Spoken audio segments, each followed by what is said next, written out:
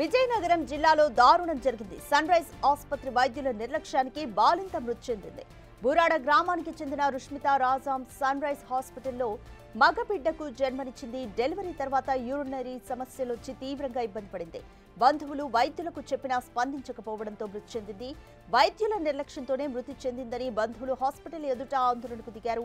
Hospital Rajam నియోజకవర్గం YCP incharge తలే రాజేష్ది కావడంతో పలువురు వైసీపీ నాయకులు రాజీ చేసేందుకు ప్రయత్నాలు చేశారు.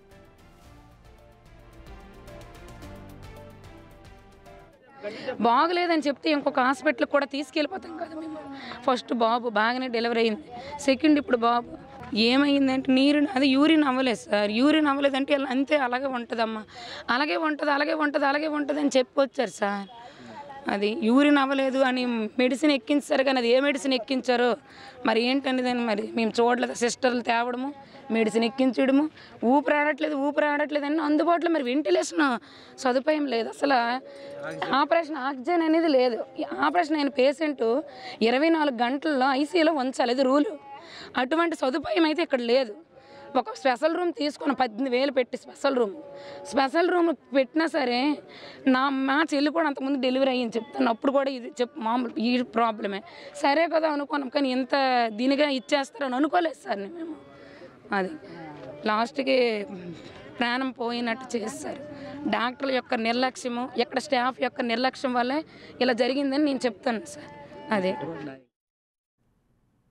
రెడ్ మోర్ డీటెయిల్స్ మా ప్రతినిధి షణ్ముఖ్ అందిస్తారు. షణ్ముఖ్, సన్ రైజ్ హాస్పిటల్ సిబ్బంది ఈ బాలింత మృతి పట్ల ఏమైనా స్పందించారా? వాళ్ళు ఏమంటున్నారు? రాధిక, విజయనగరం జిల్లా రాజాంలో సన్ రైజ్ హాస్పిటల్ ఓ మహిళ మృతి చెందింది. రాజాంకి 6 కిలోమీటర్ల దూరంలో ఉన్న బోరాడ్ అనే గ్రామానికి చెందిన మహిళ డెలివరీ కోసం హాస్పిటల్లో చేరింది. అయితే డాక్టర్లు కూడా ఆపరేషన్ చేసి డెలివరీ చేయించారు. అయితే అంతవరకు బాగున్నప్పటికీ కూడా ఆ తర్వాత డెలివరీ తర్వాత యూరిన్ బ్లాక్ అవడం కారణంగా ఆమె మృతి చెందిందని అటు డాక్టర్లు ఇటు బాధితులు చెప్తున్నారు. అయితే యూరిన్ బ్లాక్ అయ్యిందనే విషయాన్ని మేము మొదటి నుంచి చెప్తున్నాము, కానీ డాక్టర్లు అయితే పట్టించుకోలేదు. డాక్టర్ల నిర్లక్ష్యం వల్లనే ఆమె చనిపోయిందని చెప్పేసి వీళ్ళు చెప్తున్నారు, బాధితులు చెప్తున్నారు. అయితే ఇక్కడ వరకు ఇది పక్కన పెడితే ఈ హాస్పిటల్ యాజమాన్యం ఏదైతే ఉందో, తలే రాజేష్ అనే వ్యక్తిది ఈ హాస్పిటల్. ఆయన 2024లో వైసీపీ తరఫున పోటీ చేసినటువంటి వైసీపీ అభ్యర్థి, రాజాం నుంచి పోటీ చేశారు ఆయన వైసీపీ అభ్యర్థి. ఇంకా అటు బాధిత గ్రామం బోరాడ్ అనే గ్రామం ఏదైతే ఉందో ఆ గ్రామ పెద్ద కూడా వైసీపీలో కీలకంగా ఉన్న వ్యక్తి. సో అటు బాధితులు ఇటు హాస్పిటల్ యాజమాన్యం ఇద్దరు కూడా వైసీపీ నేతలే కావడం కారణం కావచ్చు, లేదంటే కేసులు పెట్టడం వలన ఎలాంటి ప్రయోజనం ఉండదు అనేటటువంటి కారణం కావచ్చు. ఓవరాల్ గా ఏది చూసుకున్నప్పటికీ కూడా ఈ బాధితులు ఎవరైతే ఉన్నారో వాళ్ళు పోలీసులను ఆశ్రయించినటువంటి పరిస్థితి లేదు.